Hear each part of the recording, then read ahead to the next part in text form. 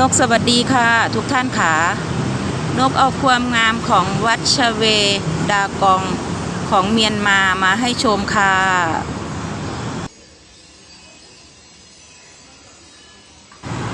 ไปรับชมความงามของวัดที่เมียนมากันค่ะเบบี้ไปมีโอกาสไปเมียนมาได้ถ่ายภาพสวยๆคลิปสวยๆมาให้ชมค่ะไปชมกันเลยค่ะ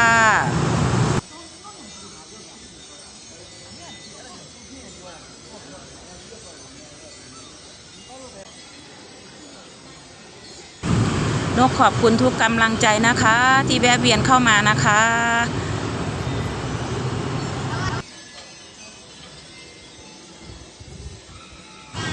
นกก็ฝากช่องเล็กๆของนกด้วยนะคะพี่ปินเพื่อนจ้าขอบคุณทุกกำลังแรงใจนะคะ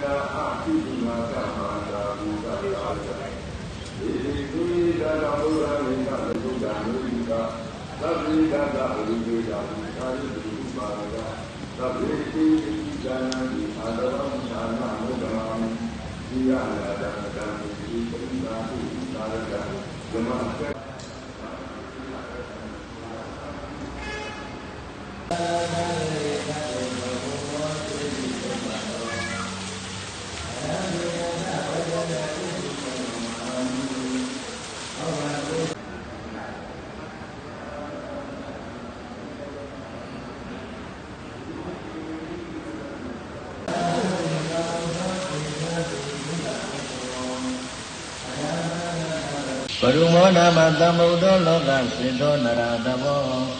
อรหันยานาเรโนอริยวาวาวิโรจติโหตต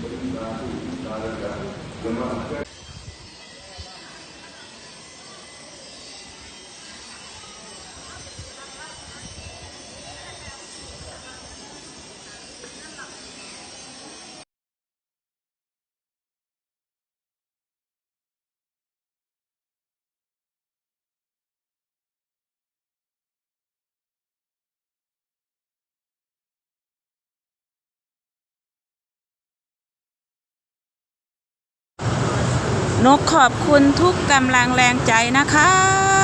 ใครชอบก็ช่วยกดเลิฟกดไลค์กดซับให้นกด้วยนะคะเพื่อทำคลิปกับต่อไปค่ะเพื่อมีแรงใจทำคลิปต่อไปนะคะขอบคุณทุกกำลังใจค่ะ